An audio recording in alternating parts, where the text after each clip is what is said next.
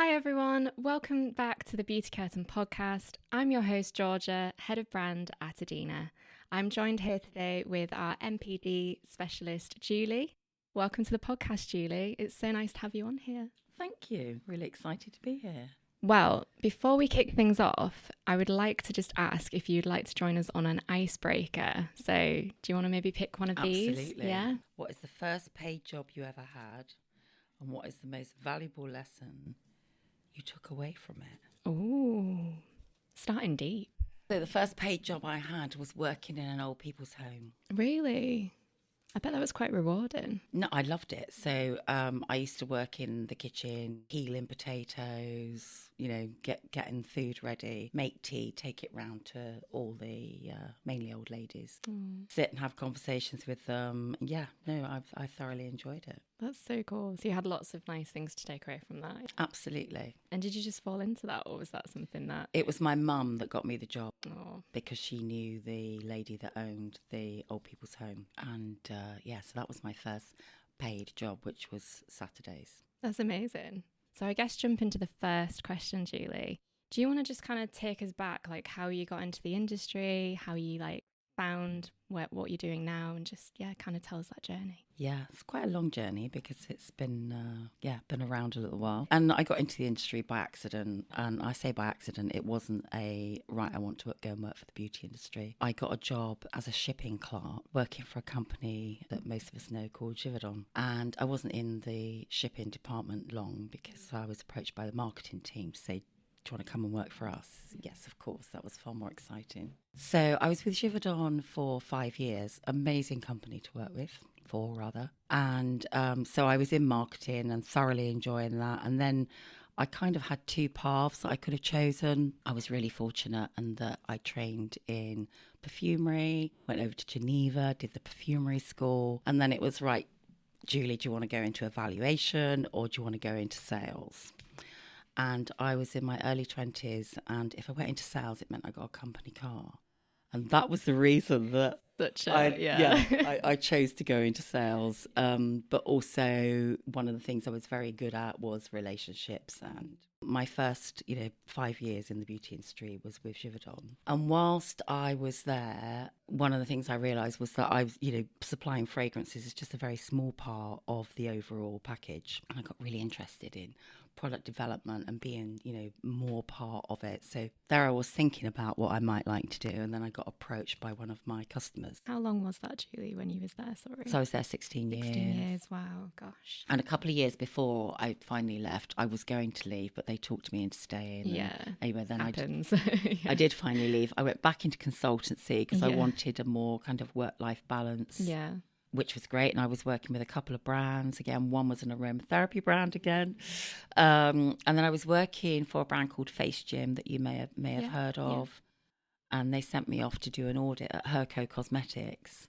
Went up there, did an audit, met the owner. And then he asked me to go and work with him after. I feel like this is a pattern, Julie. You meet people and they want you to work for them, right? So I was with Herco for 6.5 years. Yeah. The first 4.5 of that was I joined as new business development director, then became their creative director because it was, again, the development side that really inspired me. Yeah.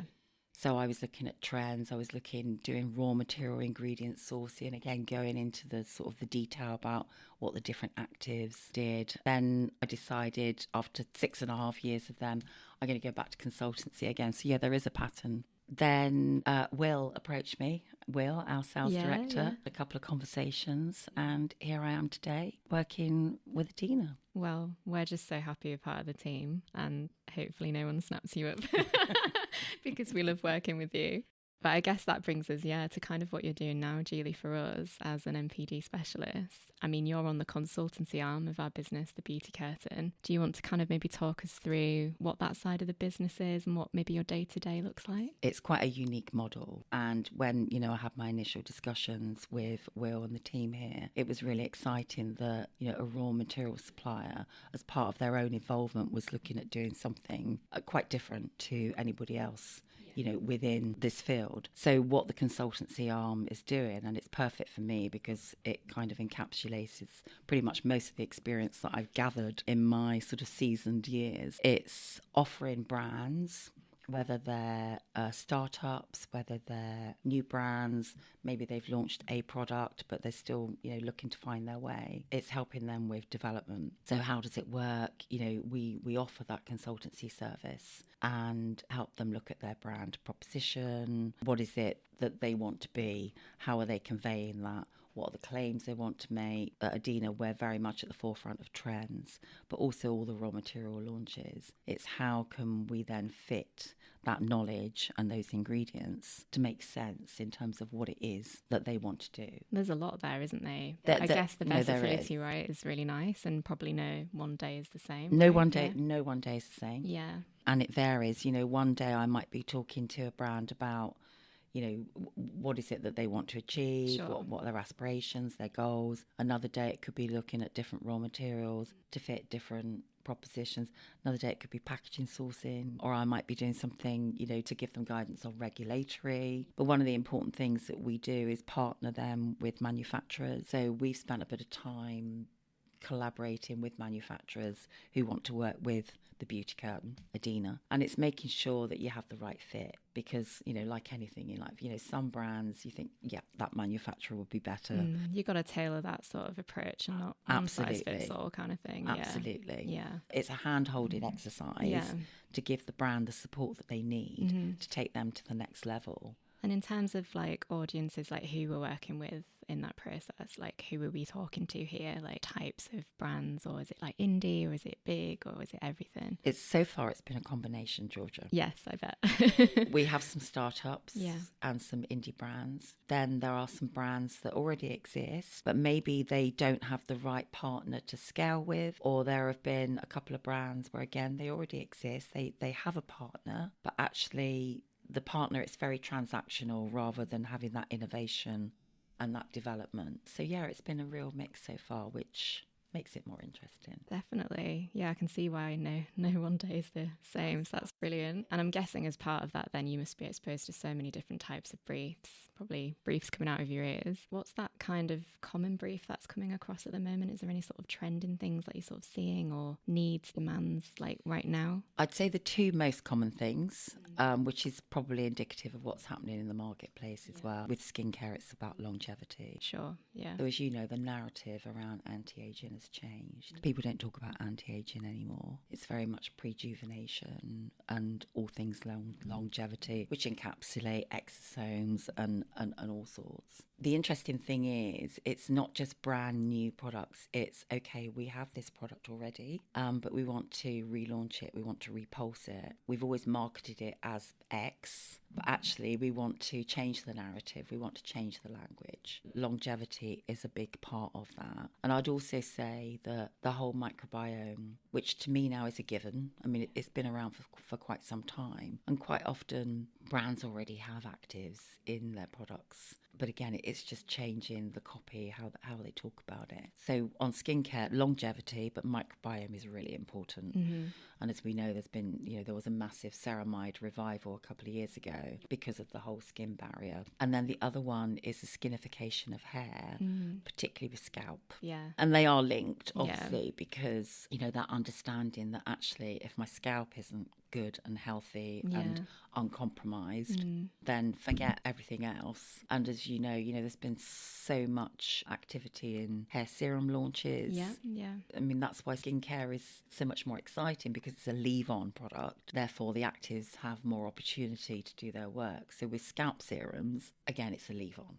You generally put it on at night and leave it, whereas shampoos and conditioners get washed off. So yeah, I'd say skincare, longevity, and hair care, scalp. Yeah. And again, longevity in scalp, and certainly the whole senolytic science we're seeing now. Yeah, that's so interesting, isn't it? And like the zombie cells. And absolutely. I think people are getting a little bit more like ingredient literate these days, right? Obviously in our industry we're understanding of that, but in terms of people, kind of shopping, they are going to the shelves, they are looking at the inky, and they are understanding things more, and probably being a bit skeptical of the marketing, I guess, as well. Like they just kind of understand it a bit more, go away and do their research. So I think that's a key thing is there's lots of research yes, yeah, before purchase. 100%. I mean, the high street isn't dead, like a lot of people tell you. You know, people are out there. Yeah. They want to dwell, they want to experience. But as we know, so much research is done online. Yeah. And this is where certain brands have been really clever, you know, in that education piece and building a community. So the community are all talking to each other. Yeah. So their community It's are educating their future consumer as well. It's like people are moving and trusting like a Reddit source almost, like over Absolutely, you know, whatever's going to be said on the, no one's really going to the homepage of a brand anymore. And as much as it's important for the bare facts of what's in something, they're seeing what people, how they're reacting on TikTok, like what people saying in community forums. It's wild, isn't it? It how is. Much it's changed. And it's certainly harder for brands, right? Like, I find my daughters, who obviously know that mum's in the industry, they're telling me things that they're seeing on TikTok. Mum, have you seen the trend about blah, blah, blah? Yeah. Mum, have we, you know, and it's do you great. work with this? It's great. Like, have you seen this? Yeah. But then they're telling me things I don't know because they are all over it. Of course, it's constant. As we know, that younger generation. And sometimes it's not just about influencers, is it? It's kind of like the real people with the real, you know, skincare. Absolutely. However many step routines. You just want to see a normal person applying those brands, seeing what those results are like. We touched on this just a while ago. It's about their recovery journey. So with skincare, like you said, people start following real people, and then it's right, this is my skin, and you know, maybe it's acne. Yeah, or like rosacea, or like something like that. Absolutely. Yeah. And then right, this is me a week later, this is me 2 weeks later. Yeah. And that has so much more impact than, you know, traditional brands that say, right, our clinical trial said 85% of people da da da da da. Yeah. Whereas when you've got real people showing the impact of their products, that's very powerful. Massively. Yeah, it's just changed so much. And I guess we just have to adapt to consumer shifts. Absolutely. And, you know, buying business models. But yeah, it's really interesting. So we've obviously got our annual beauty trends report. And I know you've kind of touched there on longevity, but another trend that we're sort of picking up is that human touch aspect. And I know we've spoken about this before and how much it's so important to, you know, kind of value that human touch, and people are getting AI fatigue and things like that. What do you kind of think is the biggest challenges with that kind of trending now for brands? Like, is that something that you're seeing with clients? Absolutely. Yeah. And I think, you know, you mentioned AI fatigue. I think that is huge. Big word right now, yeah. No, and I think there's been a real, if you like, awakening back to what is real. And as we know with AI, there's so much that isn't real. Scary, isn't it? But I think that one of the ways that brands, you know, convey this human touch element is about taking them on that sensorial experience. Yeah. Certain brands that have done that really well, and you can see their growth as a result of it. And I mentioned earlier about communities. It's about not only being real, but being present, being authentic, and, you know, having that transparency. And then how does that relate? It relates to products through sensorial experiences that encourage human touch.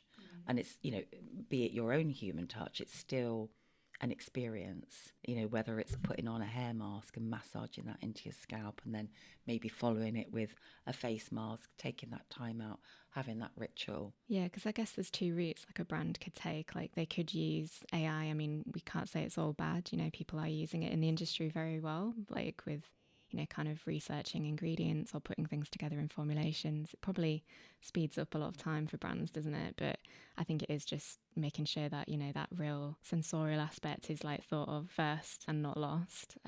So important. Yeah, definitely. And what sort of brands do you think are doing this kind of really well in terms of like that sensorial playground aspect? Sensorial playground. I think Sol de Janeiro absolutely nailed it. I mean, they also put body care back on, well, not back on the map, but on the map, you know, because they have a real playful palette. The copy, the engagement, it's so evocative, you know, their fragrances. So even before you smell one of their fragrances, the name transporting you, and you've got an expectation, then you've got got the colour of the packaging, then the whole copy and the wording, the community, how to use it. And as we know, they've been an inspiration for many brands that have now subsequently followed. Yeah, you can kind of see that happening a little bit, can't you? But I feel like they were the OG of that kind of packaging and experience, right? So I didn't bring an example of them in because I knew we were going to talk about that, because everybody knows Sol de Janeiro. Of course, yeah. But I think there's a couple of other brands which I have put some examples in. So body care, definitely Sol de Janeiro. Yeah.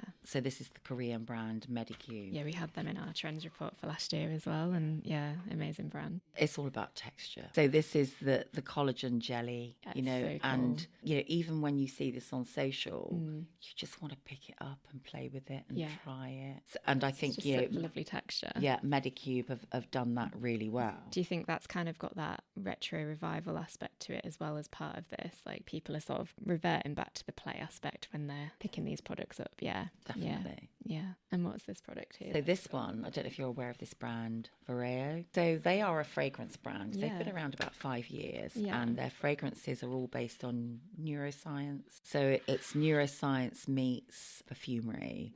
And each of their fragrances, they talk about the impact it can have on self-belief. We talked about earlier, confidence, sensuality. Yeah. So they're already there in terms of having that additional story, not just fragrance. They've launched these range of hand and neck creams, and they're all in these lovely, brightly lit packaging, and it's a completely new way of experiencing fragrance. So when you put it on your neck and your hands, it's basically a moisturizer. It's got that added benefits of ceramides, hyaluronic acid, but you're wearing the fragrance. You can really smell it, and as you walk, you're kind of leaving a waft.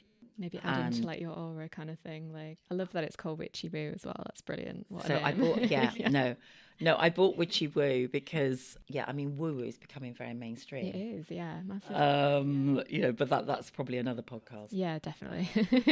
But it's an interest, and I think, like you say, it's becoming more mainstream. And be seeing it in the products. Yeah. The neuroscience aspect is brilliant. I think if the product's going to make you feel better, you're going to want to buy it, right? We're seeing more and more brands talking about that aromatherapeutic journey. Yeah. And as we know, it's very tricky when you're talking about mind altering, because you get into, difficult waters there. But when it's aromatherapeutic, you do have quite a license to talk about things. And with your experience, Julie, I think we're in good hands, right? Yeah, absolutely. So there's some examples that I just thought I would... So Julie, obviously K-beauty, massive. It's everywhere. It doesn't seem to be going anywhere either. Is this something that you're kind of getting these sorts of requests as well through for textures, formats?